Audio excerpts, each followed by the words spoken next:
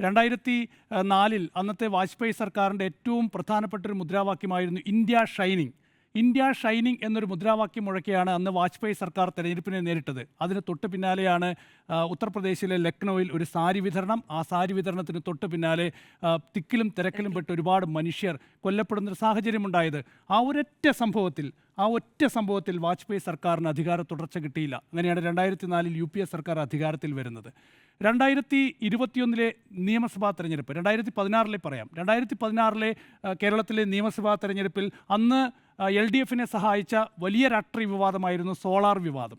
Solar വിവാദം അന്ന് LDF ഗുണം ചെയ്തിട്ടുണ്ട്. ആ വിവാദം ആളിക്കത്തിക്കാൻ അന്ന് LDF ശക്തമായി ശ്രമിച്ചിട്ടുണ്ട്. അതിന് രാഷ്ട്രീയ ഗുണം LDF ലഭിച്ചിട്ടുമുണ്ട്. 2021 നിയമസഭാ തെരഞ്ഞെടുപ്പിലേക്ക് വന്നാൽ അന്നും സമാനമായി ഒരുപാട് വിവാദങ്ങൾ LDF അന്ന് UDF ഉപയോഗിച്ചു. അതിലേറ്റവും പ്രധാനപ്പെട്ട ഒരു വിവാദമായിരുന്നു സ്വർണ്ണച്ചെമ്പ്, ബിരിയാണി ചെമ്പ് വിവാദം. രണ്ടാമത്തെ ഏറ്റവും പ്രധാനപ്പെട്ട ഒരു വിവാദമായിരുന്നു MM മണി ഇടുക്കി ഡാം തുറന്നു വിട്ടതുകൊണ്ടാണ് കേരളത്തിൽ പ്രളയമുണ്ടായത്. 2018 പ്രളയത്തിൻ്റെ കാരണമാണ് MM മണി ഇടുക്കി ഡാം തുറന്നു വിട്ടതുകൊണ്ടാണ് കേരളത്തിൽ പ്രളയമുണ്ടായത്. മൂന്നാമത്തെ ഏറ്റവും വലിയ വിവാദമായിരുന്നു PPE കിറ്റ് വിതരണത്തിൽ വലിയ അഴിമതി എന്ന് പറഞ്ഞിട്ടുള്ള വിവാദം. പിന്നെ നാലാമത്തെ വിവാദമായിരുന്നു സ്പ്രിംഗ്ലർ വിവാദം. അങ്ങനെ ഒരുപാട് വിവാദങ്ങൾ അന്ന് ഉയർത്തി. പക്ഷേ തെരഞ്ഞെടുപ്പിൽ അത് UDF വോട്ടാക്കി മാറ്റാൻ സാധിച്ചില്ല. 2021 പിണറായി വിജയൻ സർക്കാർ ഭരണ തുടർച്ച നേടി 91 സീറ്റുകൾ നേടി അധികാരത്തിൽ വരുന്ന സാഹചര്യമുണ്ടായി. നോക്കൂ, മറ്റൊരു നിയമസഭാ തെരഞ്ഞെടുപ്പിലേക്ക് കേരളം പോകുമ്പോൾ എല്ലാ വിവാദങ്ങളും എത്തി നിൽക്കുന്ന ഒറ്റ വിഷയമാണ് സ്വർണ്ണക്കൊള്ള എന്ന് പറയുന്നത്. അരുൺ ചൂണ്ടിക്കാണിച്ചതുപോലെ തന്നെ കഴിഞ്ഞ എത്രയോ മാസങ്ങളായി കേരളത്തിലെ മാധ്യമങ്ങളായാലും കേരളത്തിലെ രാഷ്ട്രീയ നേതാക്കളായാലും സംസാരിക്കുന്ന ഏറ്റവും പ്രധാനപ്പെട്ട ഒരു വിഷയം ഇപ്പോൾ സ്വർണ്ണക്കൊള്ളയാണ്.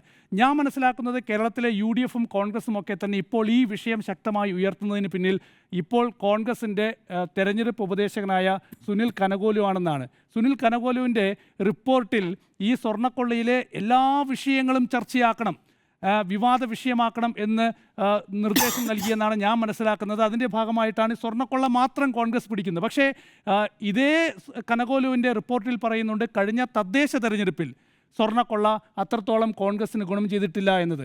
കഴിഞ്ഞ തദ്ദേശ തെരഞ്ഞെടുപ്പിൽ UDF മേൽക്കൈ കിട്ടിയെങ്കിൽ പോലും പല ഇടത്തും ഇഞ്ചോടിഞ്ച് മത്സരം നടന്നു. ഏതാണ്ട് 60ഓളം സീറ്റുകളിൽ LDF മുന്നിലെത്തി നിൽക്കുന്നത്. അപ്പോൾ ഈ നിയമസഭാ തെരഞ്ഞെടുപ്പിൽ അതേ വോട്ടിംഗ് പാറ്റേൺ ഉണ്ടാകാനുള്ള സാധ്യതയില്ല എന്ന് സുനിൽ കനകോലു പറയുന്നുണ്ട്. അതുകൊണ്ട് ഈ വിവാദം കൊണ്ട് മാത്രം UDF കേരളത്തിൽ വിജയിക്കാൻ പറ്റും, അല്ലെങ്കിൽ അധികാരം പിടിച്ചെടുക്കാൻ പറ്റുമെന്ന് ഞാൻ വിശ്വസിക്കുന്നില്ല.